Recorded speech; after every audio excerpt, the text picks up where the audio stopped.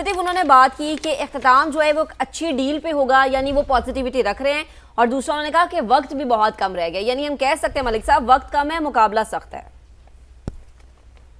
Donald Trump जो है वो ब्लैकमेलिंग वाले टैक्टिक्स इस्तेमाल कर रहे हैं, वो दबाने की कोशिश कर रहे हैं, बाजू मरोड़ने की कोशिश कर रहे हैं ईरानियंस का, और उनको डरा रहे हैं कि आपने अगर ये टर्म्स के ऊपर डील नहीं की तो बॉम्बिंग दोबारा शुरू हो जाएगी। मुझे कोई जल्दी नहीं है, मैं नरम किसी डील के ऊपर एग्री नहीं करूंगा। ग्रेट डील जिसको वो कह दें ग्रेट डील से मुराद वो ये ले रहे हैं कि जो चीजें 2015 में वो जो ओबामा एडमिनिस्ट्रेशन के अंदर जो न्यूक्लियर वाली डील थी उससे हटकर कुछ मजीद कंसेशन ईरान को देनी पड़ेंगी, और मुझे लगता नहीं है कि ईरान ने वो कंसेशन देनी है। तो ये जितनी ब्लैकमेलिंग कर रहे हैं, ये ऊंची ऊंची आवाज में इंटरव्यू देके या अपनी पब्लिक स्टेटमेंट जो सोशल मीडिया पे ये पोस्ट करते हैं, ये पॉस्चरिंग है बड़ी जारहाना किस्म की ईरान के खिलाफ। इसीलिए अब रद्द-ए-अमल में ईरानियन रेवोल्यूशनरी गार्ड जो है उनकी तरफ से भी और ईरान की जो पॉलिटिकल लीडरशिप है वो अंडर प्रेशर आएंगे अपने अवाम से, तो वो भी सख्त पोजीशन लेते हैं। वो कहते हैं कि हम टीम ही नहीं भेजेंगे, बात ही नहीं करेंगे। तो लेकिन मेरा अपनी एक्सपेक्टेशन ये है कि team should be here later tonight और समटाइम टुमारो, और बातचीत आगे चलनी चाहिए। ये सिर्फ ईरान का मफाद नहीं है, ये अमेरिका का भी मफाद है। इस वक्त दोनों का मफाद इसमें जुड़ा हुआ है, पूरे यूरोप का मफाद इसमें जुड़ा हुआ है, पूरे मिडिल ईस्ट का मफाद इसमें जुड़ा हुआ है। इसमें से कोई एक भी मुल्क या खिता ऐसा नहीं है जिसका इसमें मफाद नहीं हो कि ये मामला किसी डील के ऊपर, किसी एमिकेबल सोल्यूशन के ऊपर खत्म हो जाए। अगर नहीं होता तो अमेरिका ये खुद को नहीं कह सकता कि मेरे ऊपर असरात नहीं आएंगे। वो जो ट्रम्प साहब शुरू में कहते थे ना कि हमारा तो एक ऑयल टैंकर भी नहीं गुजरना हॉर्मोज से अंदर, वो ठीक कहते हैं, वो ऑयल अब अपनी जरूरत के मुताबिक खुद पैदा कर लेते हैं। लेकिन जैसे ही ब्रेंट की प्राइसेस बढ़ती हैं या मिडिल ईस्टर्न ऑयल की प्राइसेस ऊपर जाती हैं, वैसे ही WTI की प्राइसेस ऊपर चले जाती हैं। ये मार्केट बेस्ड फिनोमेना, और ट्रम्प अपने आप को इससे बचा नहीं पाएंगे।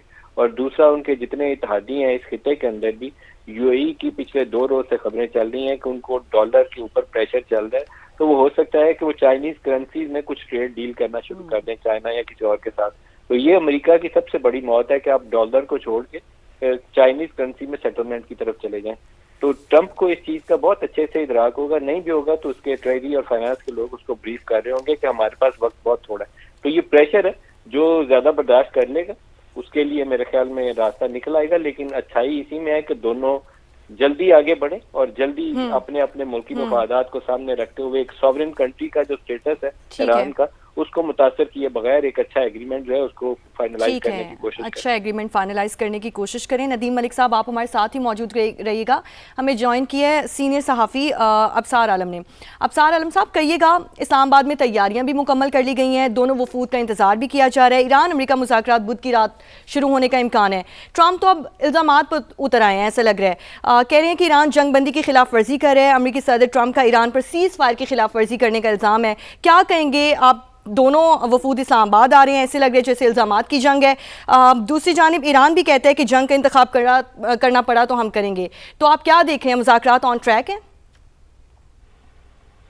जो इतलात है उसके मुताबिक तो मुज़ाकरात ऑन ट्रैक हैं। डिले हो रहा है और उसमें जाहिर है दोनों तरफ के अपने अपने प्रॉब्लम्स हैं, और वो प्रॉब्लम कब तक रिजॉल्व होते हैं उसके बारे में कुछ भी कहना मेरा ख्याल है कबल वक्त होगा, और बगैर किसी सॉलिड इन्फॉर्मेशन के कुछ कहना भी नहीं चाहिए। लेकिन एक बात बड़ी अहम है अमेरिका के उसमें रेफरेंस में, जो नदीम मलिक साहब अभी कह रहे थे कि उनके जो UAE के ट्रेजरी बॉन्ड हैं, अभी जो ट्रंप की बात हो रही है इस वक्त CNBC से जब आप कर रहे थे, अभी भी वो इंटरव्यू मुसलसल अभी चल रहा है। तो उसमें उनसे ये सवाल हुआ है कि UAE ने जो अपने पैसे वापस मांगे हैं, ट्रंप से उन्होंने कहा है कि अगर पैसे वापस मांगे हैं तो आप देंगे।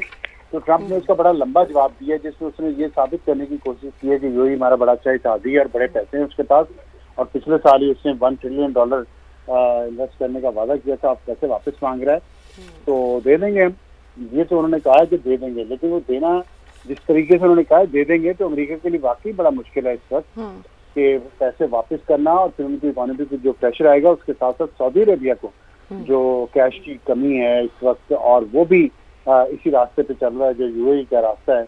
तो अमेरिका के ऊपर ये बहुत बड़ा प्रेशर है, और अगर $2 उन्होंने वापस लेना शुरू कर दिए अपने, तो आप सोचें अमेरिका के पास क्या रहेगा फिर। और फिर उसमें उनकी इकोनॉमिक सिचुएशन जो पहले ही खराब हो रही है, ऑयल की प्राइसेस वहाँ बढ़ रही हैं, अगर चीन के साथ उन्होंने डायरेक्ट तिजारत शुरू कर दी युआन में या किसी और करेंसी में, इन ममालिक ने, ज़ाहिर है इनके पास भी पैसे तो इनको भी चाहिए अब, तो फिर ये सिचुएशन मजीद खराब होगी और उससे बचना चाह रहे हैं। और ये अगर और 1-2 महीने गुजर गए तो इंतखाबात जो अमेरिका में आ रहे हैं नवंबर में, उसमें रिपब्लिकन पार्टी हो जाएगी, तो बड़ी पॉलिटिकल कंपल्शंस हैं ट्रंप की, लेकिन वहाँ जो लॉबी है इसराइल की वो बड़ी स्ट्रांग है और वो उसको हिलने नहीं दे रही, लेकिन इसके बावजूद भी ट्रंप पूरी कोशिश कर रहा है। मसला ये है कि ईरान किस हद तक इस चीज़ को तैयार है मानने पे और एग्री करने पे, और ईरान के अंदर जो ग्रुप बंदी है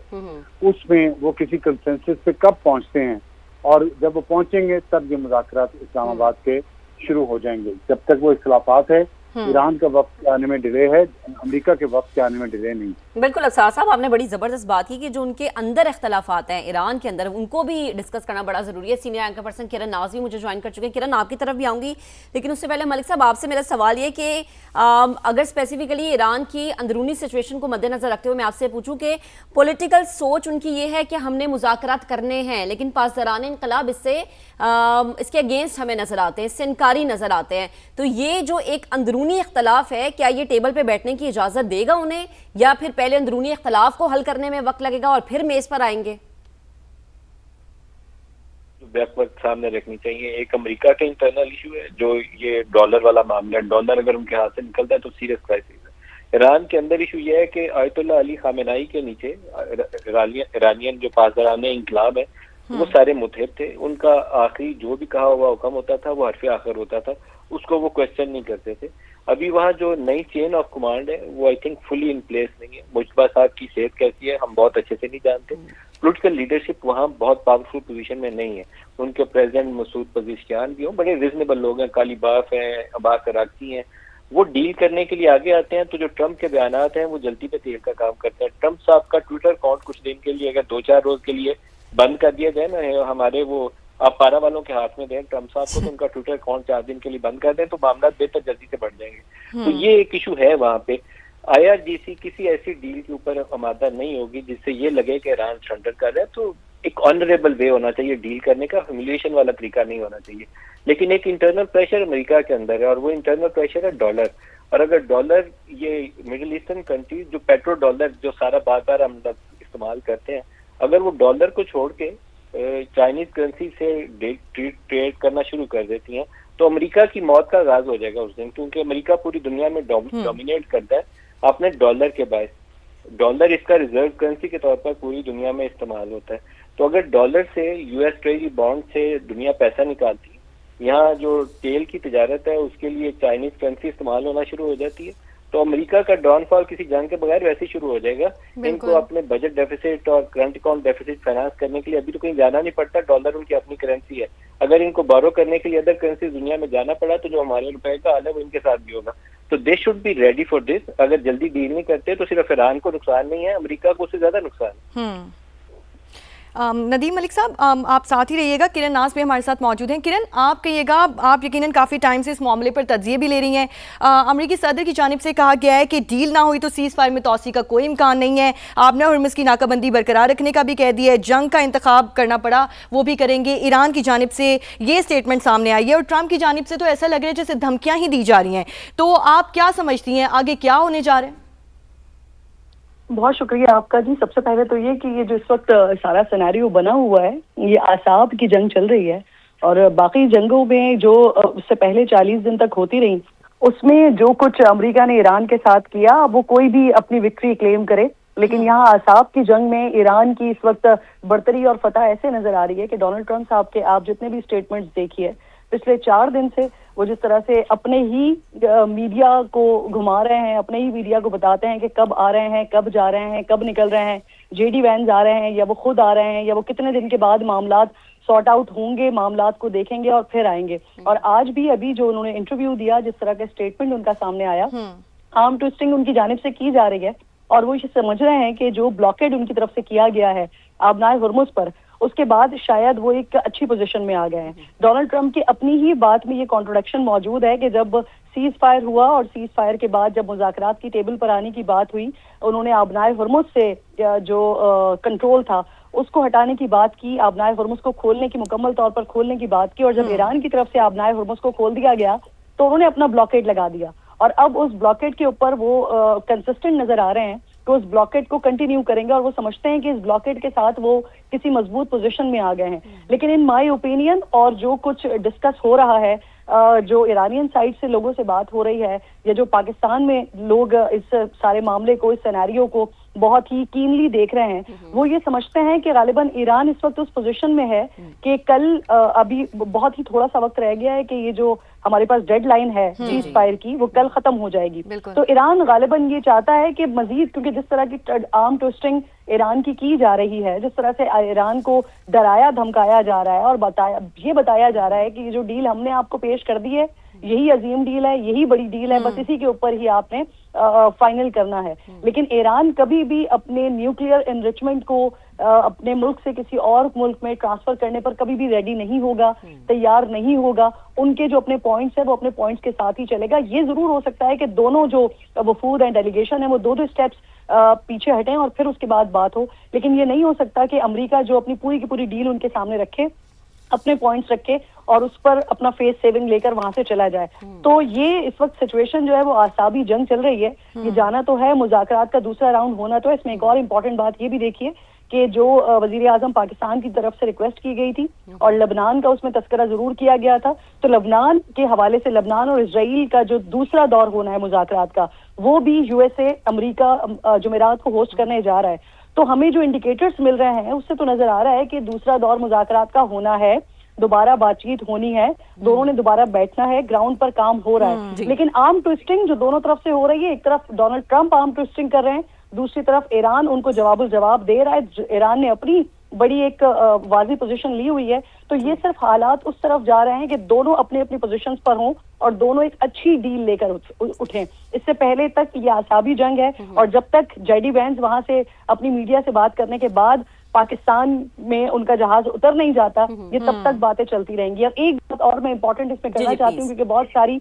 स्पेकुलेशन हमने कल से देखी, बहुत सारे हमारे ही सहाफियों ने इंटरनेशनल मीडिया को कोट किया और उसमें अल्हम्दुलिल्लाह हमारे सहाफियों का किरदार नहीं था। इंटरनेशनल मीडिया ये बता रहा था कि जेडी वैंस निकल चुके हैं, या शायद 1 घंटे में पाकिस्तान पहुंच जाएंगे, या 6 घंटे में पाकिस्तान पहुंच जाएंगे। तो जो यूएसए प्रेसिडेंट्स होते हैं उनके निकलने के जो एसओपीज होते हैं, उस एसओपी में जो उनका एक साथ प्रोटोकॉल है, उस प्रोटोकॉल में ये जरूर है, आपने देखा भी इन पास्ट में भी और होता भी यही आया है कि जब भी ये सदूर ट्रैवल करते हैं तो उससे पहले ही अपने मीडिया के साथ इंटरेक्ट करते हैं। तो जिस वक्त हम देखेंगे कि जेडी वैंस अपने मीडिया के साथ इंटरेक्ट कर रहे होंगे, तब हमें अंदाजा हो जाएगा कि वो पाकिस्तान के लिए निकल रहे हैं और फिर वो पाकिस्तान पहुंचेंगे एंड देन मुज़ाकरात होंगे। ठीक, इंशाल्लाह। और किरण, उम्मीद ये कि मुज़ाकरात अच्छे हों, नतीजा खेस हों, और ये जो उसका नतीजा हो ये मुस्तकबिल में सबके लिए एक अच्छी उम्मीद की किरण बन के आए।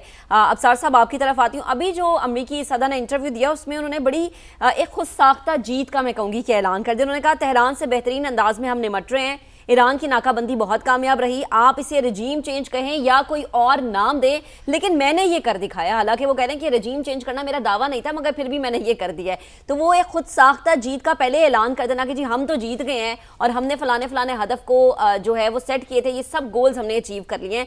तो ये एक चीज़ है जो कि अमरीकी सदर को बहुत ज़्यादा नुकसान दे रही है इस पूरी जंग में। उनका प्रेशर, फिर पॉज, फिर प्रेशर। अब इस स्ट्रेटेजी से अब आगे उन्हें निकल जाना चाहिए। मैं देखें, मेरी या आपकी बातें प्रेसिडेंट ट्रंप सुन नहीं रहे, अगर वो सुन रहे हों तो शायद हमारे मशवरे पे अमल भी कर रहे हैं। सुन लें। वो सुपर पावर के प्रेसिडेंट हैं, और आप अगर जंग अज़ीम दोम से लेके अब तक देखें, कोई ऐसी जंग है जो अमेरिका हारा है? सुपर पावर है ना, इसलिए वो हर जंग में कह देता है कि वो वर्ल्ड वॉर उन्होंने जीती, वो तो चले जेन्युइनली जीती, कोरियन वॉर उन्होंने जीती, वियतनाम वॉर उन्होंने जीती, जितनी सेंट्रल अमेरिका में जितनी वॉर्स हुई वो उन्होंने जीती, अफगान वॉर उन्होंने जीती, तो इराक वॉर उन्होंने 2 दफा जीती। वो यही कहेंगे कि हमने जंग जीत ली, और ये जाहिर है इसके अलावा उनके पास कोई चारा नहीं है। सुपर पावर कैसे कह सकते हैं मैंने जंग नहीं जीती? और उसमें से मकासद अपने तय कर लेना और उनको अचीव कर लेना खुद ही, फिर उनको बदल लेना गोल पोस्ट को। तो उनका नैरेटिव इतना स्ट्रांग है, उनका मीडिया इतना स्ट्रांग है कि वो जो कुछ कहता है, अभी किरण नाज उनके मीडिया को कोट कर रही थी, हम सब लोग उनके मीडिया को कोट करते हैं, हालांकि वो मीडिया बिल्कुल उस अपनी जो उनकी इंपीरियल स्टेट है उसके मुताबिक चलता है, और वो कभी नहीं कहेगा अमेरिका ने इराक वॉर हारी या अफगानिस्तान वॉर हारी या वियतनाम वॉर हारी। तो इसलिए अब ईरान में भी वो कहेंगे यही, और ईरान भी यही कहेगा। देखें, गैर जानबदारी से देखें तो ईरान को उन्होंने उस पर कब्जा करना था और वहां पे किसी और को ला के बिठाना था हुकूमत को, वो नहीं कर सके, तो ये तो उनकी शिकस्त है ना।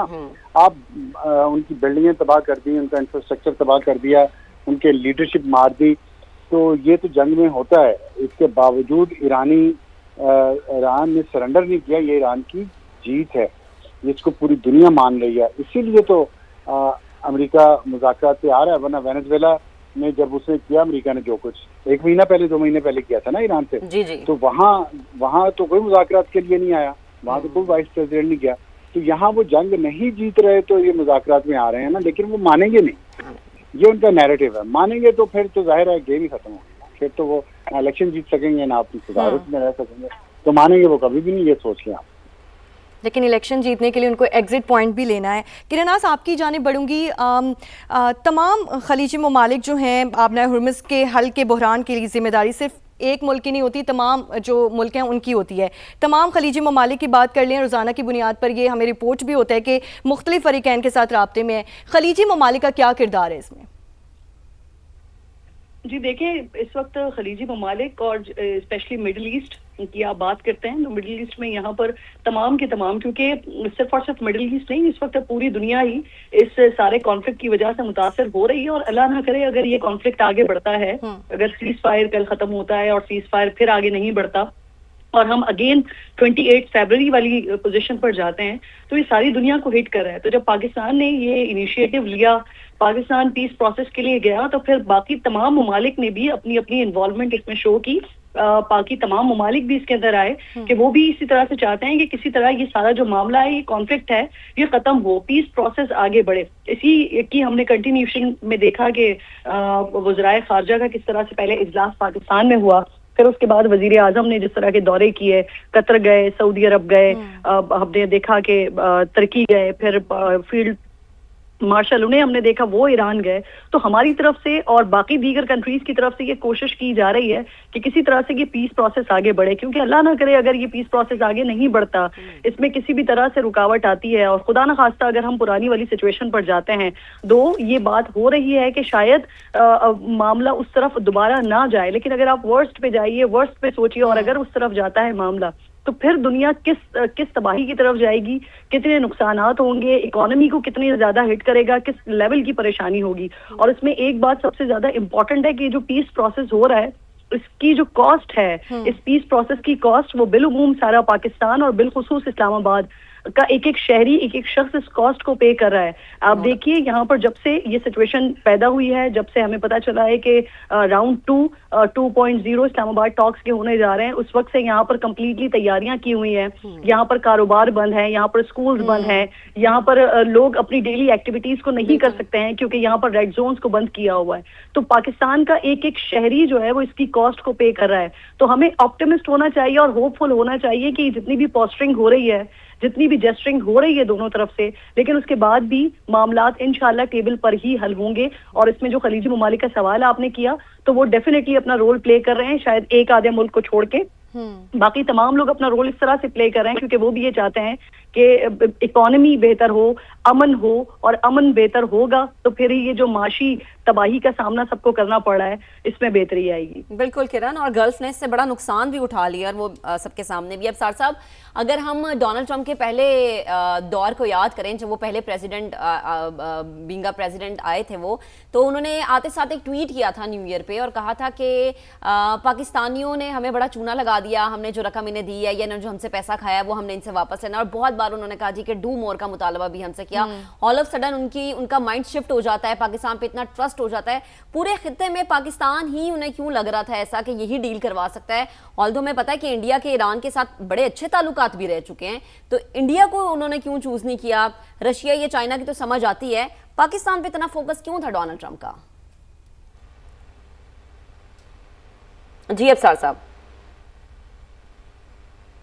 सॉरी, मैं देखें ट्रंप के पहले और दूसरे दौर में बहुत फर्क है। पहले दौर में सिचुएशन और थी, हमारी पाकिस्तान की सिचुएशन और थी, पाकिस्तान में हुकूमत और थी, और उसका अंदाज़े हुकूमत मुख्तलिफ था। लेकिन जब दूसरा दौर ट्रंप का शुरू हुआ तो आपको याद होगा कि हाँ, एक बहुत वांटेड टेररिस्ट था, पाकिस्तान ने वो पकड़ के उनको दिया। उसके बाद से ट्रंप ने सिर्फ एक मुल्क का अपनी जो इनॉग्रल स्पीच थी उसमें एक मुल्क का जिक्र किया, वो पाकिस्तान था। तो एक तो सिग्नल वहां से मिला कि पाकिस्तान के साथ शायद वो इस दौर में बेहतर ताल्लुकात कायम करना चाहता है। लेकिन असल जो पाकिस्तान का आप समझें कि रोल बेहतर हुआ है पूरी दुनिया में, ये टर्निंग वो पॉइंट है टर्निंग पॉइंट था मई 2025 में, जब इंडिया के साथ जंग हुई और जब सारे हमको कह रहे थे कि आपने उनके 6 त्यारे तो गिरा लिए हैं, अब आप उनको जवाबी हमला ना करें, क्योंकि जवाब देना हमारा हक था यूनाइटेड नेशंस के चार्टर के मुताबिक। तो वो तमाम ममालिक, इवन जेडी वैंस ने फील्ड मार्शल आसिफ मुनीर को ये बात कही कि आप ये ना करें, तो लेकिन इनकार कर दिया गया कि नहीं, हमने जवाब देना है। तो इंडिया को जो हमने जवाब दिया, और उसके बाद जो इंडिया ने सीज फायर की दरख्वास्त की, उससे पाकिस्तान की जो पोजीशन थी, पाकिस्तान का जो इमेज था, वो बदल गया है पूरी दुनिया में तब से। और फिर पाकिस्तान की जब मिलिट्री का ये इमेज बेहतर हुआ, सिक्योरिटी का, तो जाहिर है उसमें एक अपॉर्चुनिटी आई जून में, उसके 1 महीने बाद जून में ईरान पे हमला हुआ। उस दौरान पाकिस्तान ने इनिशिएटिव लिया और पाकिस्तान की जो फील्ड मार्शल की जो मीटिंग हुई है प्रेसिडेंट ट्रंप के साथ ओवल ऑफिस में, लंच जो 1-on-1 हुआ, कहते हैं तारीख में president of the United states ने किसी आर्मी चीफ के साथ ऐसे 1-on-1 लंच नहीं किया। उसमें प्रेसिडेंट ट्रंप को एहसास हुआ कि who is he dealing with. तो मेरा ख्याल है कि ये वो 2-1 महीने जो थे उसमें सारी चीजें बदली हैं।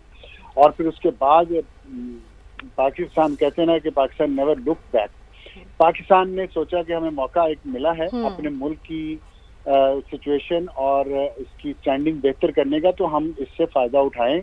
और फिर उन्होंने उठाया। फिर ये प्राइम मिनिस्टर शहबाज शरीफ और डिप्टी प्राइम मिनिस्टर इसहाक डार, ये तीनों खास तौर पर, उनके साथ पूरा इनका स्टाफ जो है, इनके कुछ लोग हैं, फॉरेन ऑफिस के बहुत सारे लोग हैं, फॉरेन सेक्रेटरी हैं, बहुत काम हुआ है पिछले 1 साल में। अगर आप देखें 1 साल से भी कम टाइम हुआ है, तो उसमें पाकिस्तान ने जितनी डिप्लोमेसी की है, अपनी पोजीशन को जितना स्ट्रेंथन किया है और जिस तरीके से बात की है। देखें, इस जंग के दौरान जब हमें इतने मसाइल हैं, यूएई ने हमसे अपने पैसे मांगे, हमने वापस कर दिए। इट शोज कॉन्फिडेंस कि आप आपके घर पे मुसीबत आई हो, आपका हमसाया आपसे अपना कर्ज वापस मांग ले और आप दे रहे हैं। तो ये जो सेल्फ रिस्पेक्टिंग एटीट्यूड होता है ना, ये जाती जिंदगी में भी और कौमों की जिंदगी में भी बड़ा जरूरी होता है। इससे बहुत फर्क पड़ता है। तो उससे, और फिर उसके अलावा पाकिस्तान ने सिर्फ गैरत नहीं दिखाई, स्मार्टनेस भी दिखाई है। जो क्रिप्टो करेंसी में स्टीव विटकॉफ की कंपनी है, फिर जेड कुशनर भी उसमें वो काम करता है। पाकिस्तान ने उसमें बहुत काम किया। पाकिस्तान ने लॉबिंग की सही तरीके से, ट्रंप के मिजाज को समझा।